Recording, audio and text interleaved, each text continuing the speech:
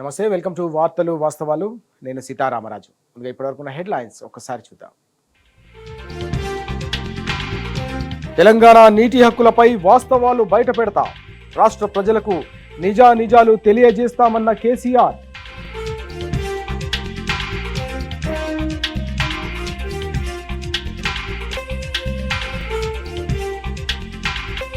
వరద జలాలను ఎలా నిర్ధారించారు?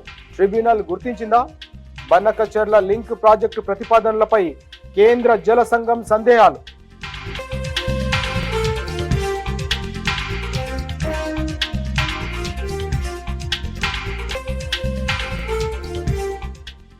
నీళ్లున్నాయని కూల్చేస్తూ పోతే సగం హైదరాబాద్ ఖాళీ. హైడ్రా కూల్చివేతలపై తీవ్ర వ్యాఖ్యలు చేసిన హైకోర్టు.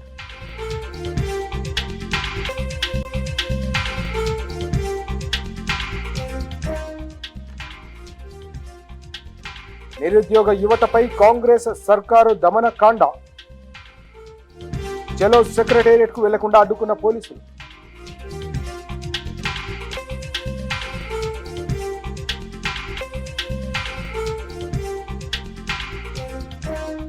ప్రశ్నించిన వారిని అరెస్టు చేయడమే ఇందిరమ్మ రాజ్యమా? ప్రజాక్షేత్రంలో కాంగ్రెస్ సర్కారును దోషిగా నిలబెడతామన్న కేటీఆర్.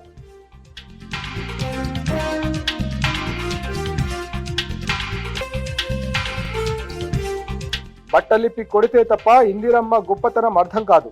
జై బాపు జై సంవిధాన్ సభలో నోరు పారేసుకున్న సీఎం రేవంత్.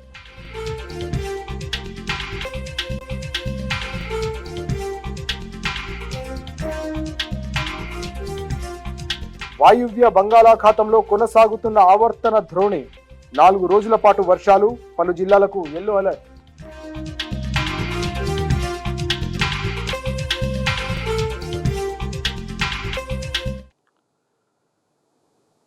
రైట్, ఇక పత్రికల్లో వచ్చిన ప్రధానమైన వార్తలు చూద్దాం. ముందుగా నమస్తే తెలంగాణలో నీటి వాటాల సంగతి తేలుస్తా, తెలంగాణ జల హక్కులపై వాస్తవాలు బయట పెడతా, రాష్ట్ర ప్రజలకు నిజాలు తెలియజేస్తాం, 1-2 రోజుల్లో మీడియా ముందుకు బీఆర్ఎస్ అధినేత మాజీ సీఎం కేసీఆర్ అంటూ వార్త కనిపిస్తోంది. పరామర్శించిన పార్టీ నేతలతో మాటామంది. వర్షాలు, పంటలు, యూరియా కొరతపై ఆరా, దవాఖానా నుంచి నేడు డిశ్చార్జ్ అయ్యే అవకాశం అంటూ కీలకమైన వార్త కనిపిస్తోంది. బీఆర్ఎస్ అధినేత, తెలంగాణ తొలి ముఖ్యమంత్రి కేసీఆర్ గారు నిన్న యశోద ఆసుపత్రిలో వివిధ పరీక్షల కోసం వచ్చిన సందర్భంలో ఆయన పార్టీ శ్రేణులను కలిసిన సందర్భం, వారంతా కూడా కేసీఆర్ గారి ఆరోగ్య పరిస్థితిని తెలుసుకునేందుకు ఆసుపత్రికి వచ్చిన సందర్భంలో వారితో కూర్చున్నారు, వారితో మాట్లాడారు. ఈ సందర్భంగా కేసీఆర్ గారు అనేక కీలకమైన అంశాలని ప్రస్తావించారు. నీటి వాటాల సంగతి తేలుస్తానని ఆయన కుండబద్దలు కొట్టారు. తెలంగాణకు సంబంధించి దశాబ్దాల పాటు దగాపడ్డ తెలంగాణకు మరోసారి సాగునీటి కష్టాలు, తాగునీటి కష్టాలు, అలాగే రకరకాల కుట్రలు పొంచి ఉన్న నేపథ్యంలో తెలంగాణకు సంబంధించిన నీటి వాటాల సంగతి ఏంటి?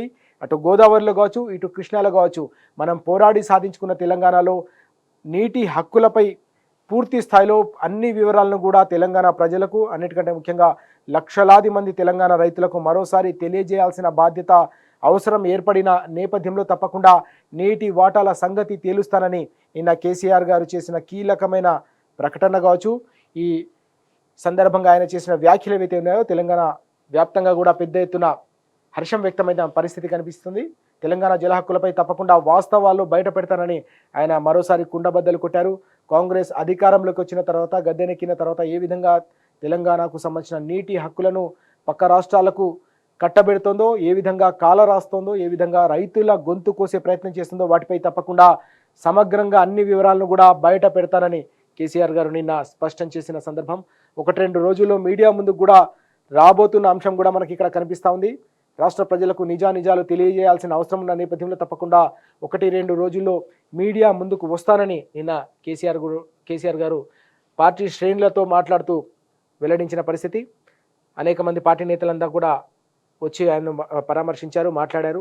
వర్షాలు, పంటలు, యూరియా కొరతపై కూడా కేసీఆర్ గారు ఆరా తీశారు. ఎందుకంటే మనం చూసాం, వాస్తవానికి 10 ఏళ్ల పాటు తెలంగాణకు సంబంధించి ఎక్కడ కూడా ఎలాంటి విత్తనాల కొరత కావచ్చు, ఎరువుల కొరత కావచ్చు, కరెంటు కొరత లేకుండా రైతులకు కడుపు నిండా అవసరమైన ప్రతిదాన్ని కూడా అందించి ఒక సాగును సంతోషంగా మార్చిన పరిస్థితి, కన్నీటి సేద్యానికి పూర్తిగా స్వస్తి పలికిన సందర్భం. కానీ ఒక్కసారిగా బీఆర్ఎస్ అధికారంలోకి దిగిపోగానే, కాంగ్రెస్ అధికారంలోకి రాగానే మళ్ళీ దశాబ్దాల పాటు ఏదైతే విధ్వంసం కొనసాగిందో, వ్యవసాయానికి సంబంధించిన సంక్షోభం కొనసాగిందో, మళ్ళీ అలాంటి పరిస్థితులే తలెత్తిన నేపథ్యం, ఎరువులు విత్తనాలకు సంబంధించిన కొరతతో రైతాంగం కూడా ఇబ్బందులు పడుతున్న నేపథ్యంలో ఆ వివరాలను కూడా క్షేత్రస్థాయిలో పర్యటిస్తున్న ఎమ్మెల్యేలు కావచ్చు, బీఆర్ఎస్ శ్రేణులను అడిగి తెలుసుకున్న అంశానికి సంబంధించిన వార్త కూడా మనకి ఇక్కడ కనిపిస్తుంది. మొత్తం మీద తెలంగాణకు సంబంధించిన జల దోపిడీ ఏదైతే జరుగుతూ ఉందో దానిపై పూర్తి స్థాయిలో వాస్తవాలు బయట పెడతానని బీఆర్ఎస్ అధినేత కేసీఆర్ గారు మరోసారి ప్రకటించడం, మరోసారి ఉద్యమ పంథాలో ముందుకెళ్లాలన్న ఆలోచన పార్టీ చేస్తున్న ఈ నేపథ్యంలో ఈ మొత్తం పరిణామాలన్నీ కూడా తెలంగాణ ప్రజల్లో కావచ్చు, తెలంగాణ రైతాంగంలో కూడా పెద్ద ఎత్తున ఆశలు రేకెత్తిస్తున్న సందర్భం కూడా కనిపిస్తోంది. పూర్తి స్థాయిలో సాగునీటికి సంబంధించిన అనేక రకాల కష్టాలు ఇంతకాలం పాటు రైతాంగం పడిన పరిస్థితి, కరెంటుకు సంబంధించిన ఇబ్బందులు కూడా పెద్ద ఎత్తున తలెత్తుతున్న సందర్భం. దీనికి తోడు ఎరువుల కొరత, పెద్ద ఎత్తున అర్ధరాత్రి నుంచే పడిగాపులు పడుతూ క్యూలైన్లలో చెప్పులను, ఆధార్ కార్డులను పెట్టుకుని రైతాంగం కూడా ఇబ్బంది పడుతున్న సందర్భం. ఈ క్రమంలోనే రైతుకు మరోసారి రైతు చుట్టూ అల్లుకుంటున్న ఈ సమస్యలు ఏవైతే ఉన్నాయో వాటికి శాశ్వతమైన పరిష్కారం కనుగొనాలంటే అది కేవలం బీఆర్ఎస్తోనే సాధ్యం. కాబట్టి తప్పకుండా దీన్ని మనం జల సాధనకు సంబంధించిన అంశంతో కావచ్చు, నీటికి సంబంధించిన వాటాలు, నీటికి సంబంధించిన హక్కులపై పోరాటం ద్వారా కావచ్చు, వాటిపై పూర్తి స్థాయిలో వివరాలు వెల్లడించడం ద్వారా కావచ్చు, తప్పకుండా మరోసారి బీఆర్ఎస్ పోరాట పంథాన్ని ఎంచుకునే అవకాశాలు చాలా స్పష్టంగా కనిపిస్తున్నాయి. తెలంగాణ ప్రజల కోసం, తెలంగాణ రైతుల హక్కుల కోసం మరోసారి నడుం బిగించేందుకు కూడా కేసీఆర్ గారు సిద్ధమవుతున్న పరిస్థితి మనకి ఇక్కడ స్పష్టంగా కనిపిస్తూ ఉంది. బట్టలిప్పి కొడితే తప్ప ఇందిరమ్మ గొప్పతనం అర్థం కాదు, జై బాపు జై సంవిధాన్ సభలో నోరు పారేసుకున్న రేవంత్, అన్నపూర్ణ క్యాంటీన్ల పేరు మార్చవద్దన్న వారిపై తిట్ల పురాణం అంటూ వార్త కనిపిస్తూ ఉంది. 60,000 కొలువులపై లెక్క తప్పితే కాళ్ళు పట్టుకుంటానంటూ వ్యాఖ్య, ఖర్గే సమక్షంలోనే అడ్డగోలు ప్రసంగం అంటూ నిన్న జరిగిన పరిణామానికి సంబంధించిన వార్త, ఆ వ్యాఖ్యలకు సంబంధించిన వార్త కూడా మనకి ఇక్కడ కనిపిస్తూ ఉంది. అలాగే రేవంత్ చెప్తేనే 20 లక్షలు ఇచ్చా, యంగ్ ఇండియన్ సంస్థ ఖాతాకు నిధులు బదిలీ చేశా, ఈడీకి కాంగ్రెస్ నేత గాలి అనిల్ కుమార్ వాంగ్మూలం అంటూ మరో వార్త కూడా మనకి ఇక్కడ కనిపిస్తూ ఉంది. అహ్మద్ పటేల్ ఆదేశాలతో కోటి ఇచ్చానన్న జిమ్మీభాయ్, చార్జ్ షీట్లో ఈడీ వెల్లడి, ఇండియా టుడే కథనం అంటూ మరో కీలకమైన వార్త కూడా కనిపిస్తుంది. ఇప్పటికే మనం చూసాం ఇండియన్కు సంబంధించిన సంస్థ వ్యవహారంలో పూర్తి స్థాయిలో కేంద్ర దర్యాప్తు సంస్థ విచారణ చేస్తున్న నేపథ్యంలోనే ఈడీకి కాంగ్రెస్ నేత గాలి అనిల్ కుమార్ ఇచ్చిన వాంగ్మూలం ఏదైతే ఉందో అది ఇప్పుడు కీలకంగా మారుతున్న పరిస్థితి. ఈ క్రమంలో ఆయన చేసిన వాంగ్మూలంలో ఇచ్చిన వివరాలు కావచ్చు, వాటికి సంబంధించిన అంశాలు కూడా మనకి ఇక్కడ కనిపిస్తూ ఉన్నాయి. రేవంత్ చెప్తేనే 20 లక్షలు ఇచ్చా, యంగ్ ఇండియన్ సంస్థ ఖాతాకు బదిలీ చేశానంటూ ఈడీకి కాంగ్రెస్ నేత గాలి అనిల్ కుమార్ వాంగ్మూలం అంటూ ఈ వార్త మనకు ఇక్కడ కనిపిస్తూ ఉంది. అలాగే నీళ్లున్నాయని కూల్చేసుకుంటూ పోతే సగం హైదరాబాద్ ఖాళీ అంటూ మరో వార్త కూడా కనిపిస్తూ ఉంది. హైడ్రా కూల్చివేతలపై హైకోర్టు తీవ్ర వ్యాఖ్యలు అంటూ మరో వార్తను కూడా మనం చూడొచ్చు. నోటీసులు ఇవ్వకుండా కూల్చే అధికారం మీకెక్కడిది అంటూ ఈ సందర్భంగా హైకోర్టు తీవ్ర వ్యాఖ్యలు చేసిన అంశం కూడా మనకి ఇక్కడ కనిపిస్తూ ఉంది. సర్వే చేయకుండా నిర్మాణాలు ఎట్లా కూల్చివేస్తారని కూడా ఈ సందర్భంగా హైకోర్టు ప్రశ్నించిన పరిస్థితిని కూడా మనం చూస్తూ ఉన్నాం. సచివాలయం అలాగే బుద్ధ భవన్ కూడా బఫర్ జోన్లను తేల్చారా మీరని కూడా ప్రశ్నించినట్టుగా కనిపిస్తూ ఉంది. హైడ్రా అధికారులను ప్రశ్నించిన న్యాయమూర్తి సున్నం చెరువు కూల్చివేతలపై స్టే విధిస్తూ ఆదేశాలంటూ కీలకమైన పరిణామం ఇది. నీళ్లు ఉన్నాయని మీరు ఇలా కూర్చేసుకుంటూ పోతే మొత్తం సగం హైదరాబాద్ కూడా ఖాళీ అయ్యే పెను ప్రమాదం పొంచి ఉంది. మరి హైడ్రా కూల్చివేతలపై మీరు నోటీసులు ఇవ్వకుండా ఎట్లా కూల్చివేస్తారు, మీకు అధికారం ఎవరిస్తారని అని హైకోర్టు కూడా ఈ సందర్భంగా తీవ్రమైన వ్యాఖ్యలు చేసిన పరిస్థితి. పేదలు ఎవరైతే పొట్టకుటి కోసం చిన్న చిన్న పనులు చేసుకొని బతికేవారు, చిన్న చిన్న గుడిసెలు వేసుకొని ఉంటున్న వారిపై మీరు ప్రతాపం చూపిస్తారా అంటూ ఈ సందర్భంగా ఆగ్రహం వ్యక్తం చేయడం అనేది కీలకమైన పరిణామంగా మనం చూస్తా ఉన్నాం. ఏడాదిన్నర కాలంగా అనేక ప్రాంతాల్లో చెరువుల సంరక్షణ పేరిట పేదల ఇళ్లపై బుల్డోజర్లను ప్రయోగించడం, పెద్దల ఇళ్లను మాత్రం కాపాడడం అనేది ప్రతి ఒక్కరు కూడా గమనిస్తూ ఉన్నారు. ఈ క్రమంలో హైకోర్టు చేసిన తీవ్ర వ్యాఖ్యలు ఏవైతే ఉన్నాయో ఈ వ్యాఖ్యల నేపథ్యంలో ఇప్పటికైనా ఇలాంటి పనులను మానుకోవాలని ప్రతి ఒక్కరు సూచిస్తున్న పరిస్థితి కూడా కనిపిస్తూ ఉన్నాయి. హైదరాబాద్ సగం ఖాళీ అయిపోతుంది, నీళ్లున్నాయని కూల్చేసుకుంటూ పోతే అని చెప్పేసి హైకోర్టు వ్యాఖ్యానించిన పరిస్థితి. నోటీసులు ఇవ్వకుండా కూడా మీరు ఏ విధంగా ఇలాంటి పనులకు పాల్పడతారనే అంశం కూడా ఈ సందర్భంగా హైకోర్టు ప్రశ్నించినట్టు కూడా చాలా స్పష్టంగా మనకు కనిపిస్తోంది. ఇక సెకండ్ పేజ్లో వచ్చిన వార్తలు ఒక్కసారి మనం చూద్దాం. నిన్న కేసీఆర్ గారు సమావేశమైన అంశానికి సంబంధించిన కథనం, ఆ ఫోటో ఐటమ్ కూడా కనిపిస్తుంది. పార్టీ శ్రేణులంతా కూడా నిన్న యశోద ఆసుపత్రికి తరలి వచ్చిన పరిస్థితి, కేసీఆర్ గారిని పరామర్శించేందుకు అలాగే ఆయన ఆరోగ్య వివరాలను కూడా అడిగి తెలుసుకునేందుకు అక్కడికి వచ్చిన సందర్భంలో అందరితో కూడా కేసీఆర్ గారు కూర్చొని మాట్లాడారు. వివరాలన్నీ కూడా రాష్ట్రంలో పరిస్థితులు ఏ విధంగా ఉన్నాయి, రైతులు ఎలాంటి పరిస్థితులను ఎదుర్కొంటున్నారు, రైతుల కష్టాలు ఏ విధంగా ఉన్నాయని ఆయన ఆరా తీశారు. ఎప్పుడు కూడా రైతుల గురించి, తెలంగాణకు సంబంధించిన నీటి గురించి ఆయన ఎప్పుడు ప్రస్తావిస్తూ ఉంటారు, అందరికీ తెలిసిన విషయమే. ఈ క్రమంలోనే మరోసారి రైతాంగానికి సంబంధించి అనేక రకాల సమస్యలు రోజు రోజుకు పెరిగిపోతున్న నేపథ్యంలో తెలంగాణ అన్నదాత ఎలాంటి పరిస్థితుల్లో ఉన్నాడనే అంశాన్ని క్షేత్రస్థాయిలో విస్తృతంగా పర్యటించే పార్టీ శ్రేణులను కూడా అడిగి ఆయన తెలుసుకున్న పరిస్థితి కనిపించింది. తప్పకుండా నీటి హక్కులపై ఎట్టి పరిస్థితుల్లో రాజీ పడే ప్రసక్తే లేదు. బీఆర్ఎస్ పుట్టిందే తెలంగాణ ప్రజల కోసం, నీళ్ల కోసం, తెలంగాణ ప్రజల హక్కుల కోసం. కాబట్టి ఆ నీటి కోసం ఎంతటి పోరాటాలకైనా సిద్ధమని చెప్తూనే ఆ వాటాలకు సంబంధించిన, నీటి వాటాలకు సంబంధించిన వ్యవహారం అంతా కూడా ప్రజల సమక్షంలోనే మరోసారి తేల్చేందుకు కూడా సిద్ధమని నిన్న కేసీఆర్ గారు కీలకమైన అంశాన్ని వెల్లడించడం అనేది అందరిలో కూడా, అన్నిటికంటే ముఖ్యంగా తెలంగాణ రైతాంగంలో భరోసాను నింపుతున్న పరిస్థితి. ఎందుకంటే ఓవైపు కృష్ణా, మరోవైపు గోదావరిలో తెలంగాణ నీటి హక్కులు ఏవైతే ఉన్నాయో అవి కోల్పోయే ప్రమాదం పొంచి ఉంది. దానికంటే ముఖ్యంగా ఇటీవల బనకచెర్లకు సంబంధించిన ప్రాజెక్టు తెరపైకి తీసుకొచ్చిన అంశం, దానివల్ల తెలంగాణ పూర్తిగా రానున్న రోజుల్లో కూడా గోదావరిలో మన హక్కులను కోల్పోయే పెను ప్రమాదం పొంచి ఉందని రైతాంగం అంతా కూడా ఆందోళన వ్యక్తం చేస్తున్న నేపథ్యంలో కేసీఆర్ గారి ఆలోచన ఏదైతే ఉందో ఇది అందరిలో కూడా ఒక కొత్త విశ్వాసాన్ని, కొత్త భరోసాను నింపుతున్న పరిస్థితి కూడా మనకు కనిపిస్తూ ఉంది. ఇక ఐటీసీపై ఎగిరిన గులాబీ జెండా అంటూ మరో వార్త కూడా కనిపిస్తుంది. ఐఎన్టీసీపై బీఆర్టీయూ ఘన విజయం, గుర్తింపు సంఘం నేత రాంబాబు యాదవ్ జయకేతనం అంటూ ఈ వార్త కనిపిస్తుంది. సంగారెడ్డి జిల్లాలోని బొల్లాలంలోని ఐటీసీ పరిశ్రమ వద్ద బీఆర్టీయూ విజయోత్సవ సంబరాలు నిన్న పెద్ద ఎత్తున ఘనంగా జరిగిన పరిస్థితి. కార్మిక సంఘాలకు సంబంధించిన నేతలంతా కూడా పెద్ద ఎత్తున హర్షం వ్యక్తం చేసిన సందర్భం, కార్మిక లోకమంతా కూడా బీఆర్ఎస్ వెంట నడిచిన సందర్భం కూడా అక్కడ కనిపిస్తూ ఉంది.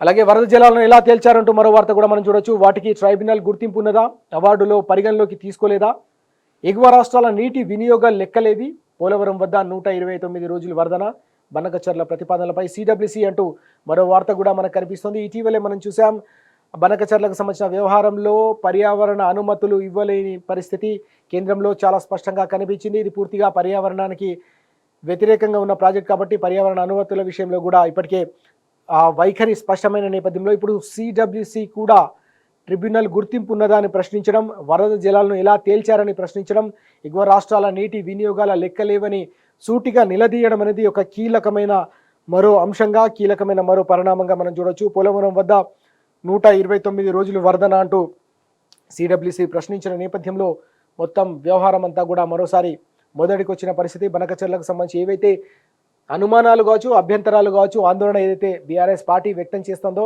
ఈ ప్రాజెక్టుకు సంబంధించి, బనకచెర్లకు సంబంధించిన ప్రాజెక్టు వ్యవహారంలో ఏవైతే ఇప్పటికే తెలంగాణకు సంబంధించిన నీటి హక్కులను కోల్పోయే విధంగా, నీటి హక్కులను దెబ్బతీసే విధంగా ఏదైతే ప్రయత్నం జరుగుతుందో ఈ ప్రయత్నం ఏదైతే జరుగుతున్న అంశానికి సంబంధించి వరద జలాలకు సంబంధించిన వ్యవహారం కావచ్చు, ఇతర అన్ని కీలకమైన అంశాలు అవన్నీ బీఆర్ఎస్ పార్టీ ఏదైతే చెప్తుందో అదే వాస్తవమని మరోసారి తేలుతున్న పరిస్థితి కూడా మనకు ఇక్కడ కనిపిస్తూ ఉంది.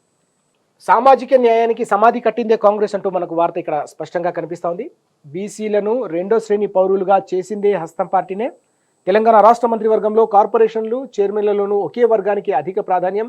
ఖర్గే వ్యాఖ్యలను ఖండిస్తున్నాం, శాసన మండలిలో ప్రతిపక్ష నేత మధుసూదనాచారి ఫైర్ అంటూ మరో వార్త కూడా కనిపిస్తోంది. సామాజిక న్యాయానికి దశాబ్దాల పాటు స్వాతంత్రం వచ్చినప్పటి నుంచి కూడా సమాధి కడుతున్నది, ఇప్పుడు కడుతున్నది కూడా కాంగ్రెస్ పార్టీనే అని నిన్న బీఆర్ఎస్ తీవ్ర స్థాయిలో ధ్వజమెత్తిన పరిస్థితి. బీసీలను 2వ శ్రేణి పౌరులుగా చేసిందే హస్తం పార్టీ అని ఆయన తీవ్ర స్థాయిలో ధ్వజమెత్తారు. తెలంగాణ రాష్ట్ర మంత్రివర్గంలో కావచ్చు, కార్పొరేషన్లు, చైర్మన్లలోనూ కేవలం ఒకే వర్గానికి సంబంధించిన నేతలకు అధిక ప్రాధాన్యత ఇస్తూ పూర్తిగా వెనుకబడిన వర్గాలకు కాంగ్రెస్ పార్టీ మరోసారి వెన్నుపోటు పొడుస్తుందనే అంశాన్ని కూడా ప్రస్తావించిన సందర్భం మనకు కనిపిస్తూ ఉంది. అలాగే అబద్ధాలు వల్లే వేసిన ఖర్గే అంటూ మరో వార్త కూడా మనం చూడొచ్చు. ఇచ్చిన పేపర్ చదవడం కాదు ఖర్గేజీ, క్షేత్రస్థాయిలో తిరగండి, మీ కాంగ్రెస్ పాలనపై ప్రజలను అడిగి నిజాలు తెలుసుకోండి, మాజీ మంత్రి వేముల ఫైర్ అంటూ మరో కీలకమైన వార్త కూడా కనిపిస్తోంది. కేవలం ఢిల్లీ పెద్దలు వచ్చి ఇక్కడ రాసిచ్చిన స్క్రిప్ట్ను మాట్లాడి వెళ్ళిపోవడం కాదు, క్షేత్రస్థాయిలో ప్రజలు ఎలాంటి కష్టాల్లో ఉన్నారు, ఎలాంటి కన్నీళ్లు పెట్టుకుంటున్నారు, కాంగ్రెస్ పార్టీ 18 నెలల క్రితం 20 నెలల క్రితం ఇచ్చిన హామీలు ఏవైతున్నాయో అవి అమలు చేయకపోవడంతో ఏ విధంగా ప్రజలు అవస్థలు పడతా ఉన్నారో, ఆ హామీల అమలు ఎందుకు జరగట్లేదు అనే అంశాన్ని ఆరా తీస్తే బాగుంటుంది. కానీ కేవలం రాసిచ్చిన స్క్రిప్ట్ చదువుకొని వెళ్ళిపోతే ప్రయోజనం ఏంటంటూ నిన్న బీఆర్ఎస్ పక్షాన వేముల ప్రశాంత్ రెడ్డి గారు కూడా ప్రశ్నించిన సందర్భం మనకు కనిపిస్తూ ఉంది. నిన్న నిరుద్యోగ యువతపై దమనకాండ శీర్షికన ప్రధాన వార్త కూడా మనకు కనిపిస్తూ ఉంది.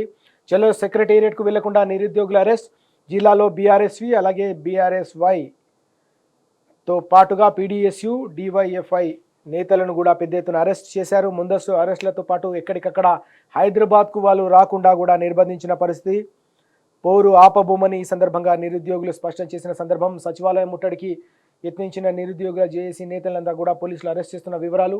అలాగే కరీంనగర్ 2 టౌన్ పోలీస్ స్టేషన్లో కూడా బీఆర్ఎస్వి నేతలను అరెస్టు చేసి అక్కడ నిర్బంధించిన సందర్భం కూడా కనిపించింది. అలాగే భద్రాద్రి కొత్తగూడెం జిల్లాతో పాటుగా తెలంగాణ వ్యాప్తంగా కూడా అనేక జిల్లాల్లో ఈవెన్గా ముందస్తుగా నిర్బంధించిన సందర్భం కూడా మనకు కనిపిస్తోంది. ఇదే అంశంపై నిన్న బీఆర్ఎస్ వర్కింగ్ ప్రెసిడెంట్ కేటీఆర్ గారు కూడా తీవ్రంగా స్పందించారు. ఇదేనా ఇందిరమ్మ రాజ్యం అంటూ ఆయన ప్రభుత్వాన్ని నిలదీసిన అంశానికి సంబంధించిన కథనం కూడా మనకు ఇక్కడ కనిపిస్తూ ఉంది. అశోక్ నగర్ జాబ్ క్యాలెండర్ హామీ జాడేది అని ఆయన కాంగ్రెస్ నేతల్ని ఢిల్లీ పెద్దల్ని కూడా సూటిగా ప్రశ్నించిన పరిస్థితి. ఆందోళనకు దిగిన నిరుద్యోగుల అరెస్ట్ అత్యంత దుర్మార్గమైన చర్య అని రాష్ట్ర ప్రభుత్వ వైఖరిపై ఆయన తీవ్ర స్థాయిలో ధ్వజమెత్తారు. ఇప్పటికైనా ఇచ్చిన హామీలు అమలు చేయాలని ఆయన డిమాండ్ చేశారు. ప్రజాక్షేత్రంలో ద్రోహులను దోషులుగా నిలబెడతామని కూడా కుండబద్దలు కొట్టిన సందర్భం. నిరసన హక్కును రాజ్యాంగం నుంచి తీసేశారా అని కూడా ఆయన నిలదీశారు. ఖర్గే సభ వేళ ఓయూలో పోలీసులకు ఏం పని అని కూడా ప్రశ్నించిన పరిస్థితి. 2 లక్షల ఉద్యోగాల కోసం ప్రశ్నించవద్దా? BRS working president KTR fire అంటూ ఈ కీలకమైన వార్త కనిపిస్తోంది. రాహుల్ గాంధీని పిలిపించి అశోక్ నగర్ చౌరస్తాలో నిరుద్యోగులతో కలిసి చాయ్ పే చర్చ పెట్టిన సందర్భం. ఆ ఇచ్చిన జాబ్ క్యాలెండర్ హామీ జాడ ఏమైందని ఆయన సూటిగా ప్రశ్నించారు. ఏటా 2 లక్షల ఉద్యోగాలు ఇస్తామని చెప్పిన మాట ఏమైంది? ఇందిరమ్మ రాజ్యం అంటే ఇదేనా రేవంత్ రెడ్డి అంటూ ఆయన ప్రశ్నించిన అంశానికి సంబంధించిన సమగ్రమైన వివరాలు ఇక్కడ కనిపిస్తూ ఉన్నాయి. అశోక్ నగర్కు రాహుల్ గాంధీని తీసుకొచ్చి చాయ్ పే చర్చ పెట్టారు. మరి చాయ్ పే చర్చ పెట్టి 20 నెలలు గడిచిపోయినా కూడా ఇంకా నిరుద్యోగులకు ఇచ్చిన హామీ ఏదైతే ఉందో 2 లక్షల ఉద్యోగాలకు సంబంధించిన హామీని ఎందుకు నిలబెట్టుకోపోతున్నారు? కాంగ్రెస్ అధికారంలోకి వచ్చిన తర్వాత కేవలం బీఆర్ఎస్ ప్రభుత్వ హయాంలో పూర్తి చేసిన ప్రక్రియకు సంబంధించి ఉద్యోగాల ప్రక్రియకు సంబంధించి కేవలం కాగితాలు ఇచ్చి మాత్రమే పరిమితం చేశారు తప్ప 2 లక్షల హామీ ఉద్యోగాలకు సంబంధించిన హామీ ఎక్కడ కూడా అమలు కాలేదనే అంశాన్ని ప్రస్తావిస్తూనే నిరుద్యోగులు చేస్తున్న ఈ పోరాటానికి తప్పకుండా అండగా ఉంటామని నిన్న కేటీఆర్ గారు స్పష్టం చేసిన సందర్భం. తప్పకుండా నిరుద్యోగులకు ఇచ్చిన హామీని, ప్రతి హామీని, అలాగే యూత్ డిక్లరేషన్లో ఇచ్చిన ప్రతి హామీని కూడా నిలబెట్టుకోవాల్సిన బాధ్యత కాంగ్రెస్ పార్టీపై, రాష్ట్ర ప్రభుత్వంపై, ముఖ్యమంత్రిపై ఉందని ఆయన ఛాలెంజ్ చేసిన పరిస్థితి కనిపించింది. ఆ అంశానికి సంబంధించిన వార్త. అలాగే నిరుద్యోగుల అరెస్టులు అక్రమం అంటూ మరింత మంది నేతలు కూడా స్పందించారు. వారికి సంబంధించిన వివరాలు కూడా కనిపిస్తున్నాయి. 2 లక్షల ఉద్యోగాల భర్తీ ఏది అని నిన్న మాజీ మంత్రి కొప్పుల ఈశ్వర్ గారు కూడా ఫైర్ అయ్యారు. అలాగే ఉద్యోగుల భర్తీపై రేవంత్ పచ్చి అబద్ధాలు చెప్తున్నారని నిన్న తెలంగాణ భవన్లో ఎర్రోల శ్రీనివాస్ గారితో పాటు ఇతర నేతలంతా కూడా స్పందించిన పరిస్థితి. నిరసనలు తెలిపితే నిర్బంధిస్తారా అంటూ మండిపడిన సందర్భం కూడా కనిపిస్తోంది. అక్రమ అరెస్టులకు నిరసనగా నేడు ప్రభుత్వ దిష్టిబొమ్మల దహనం, సెక్రటేరియట్ ముట్టడి విజయవంతం, ముందస్తు అరెస్టులతో దమనకాండ అంటూ డివైఎఫ్ఐ రాష్ట్ర ప్రధాన కార్యదర్శి మండిపడిన అంశానికి సంబంధించిన వార్త కూడా కనిపిస్తుంది. అలాగే ఇతర నేతలంతా కూడా స్పందించిన అంశాలు కూడా కనిపిస్తున్నాయి. నిరుద్యోగులకు ప్రభుత్వం, ముఖ్యమంత్రి క్షమాపణలు చెప్పాలని మాజీ మంత్రి నిరంజన్ రెడ్డి గారు కూడా డిమాండ్ చేసిన పరిస్థితి. 2 లక్షల ఉద్యోగాల హామీ ఏమైందని నిన్న బీఆర్ఎస్ నాయకులు రాకేష్ రెడ్డి గారు కూడా స్పందించారు. అలాగే ఇతర నేతలంతా కూడా స్పందించిన అంశం, నిరుద్యోగులే కాంగ్రెస్ను గద్దె దింపుతారని నిన్న హౌస్ అరెస్టులపై కూడా పెద్ద ఎత్తున బీఆర్ఎస్కు సంబంధించిన నేతలు స్పందించిన అంశం కూడా కనిపిస్తుంది. బాలు అలాగే కిషోర్ గౌడ్ గారు కూడా స్పందించారు. ఇక పెద్ద ఎత్తున తెలంగాణ వ్యాప్తంగా నిరుద్యోగులు కూడా ఆగ్రహం వ్యక్తం చేసిన పరిస్థితి. నిరుద్యోగులకు ఇచ్చిన హామీ ఏదైతే ఉందో 2 లక్షల ఉద్యోగాలకు సంబంధించిన కీలకమైన హామీ నిలబెట్టుకోకుండా ఢిల్లీ పెద్దలు హైదరాబాద్కు వచ్చి ఏం చేస్తున్నారు, వాటికి సంబంధించిన హామీల అమలు ఏ విధంగా ఉందో మీరు వాటి ఆరా తీయరా, వాటికి సంబంధించిన వివరాలు తెలుసుకోరా అని కూడా ప్రశ్నించిన సందర్భం మనకు నిన్న క్షేత్రస్థాయిలో కనిపించింది. పెద్ద ఎత్తున జరిగిన అరెస్టులపై కూడా అందరూ దాన్ని తప్పుపట్టిన సందర్భం కూడా మనం చూసాం.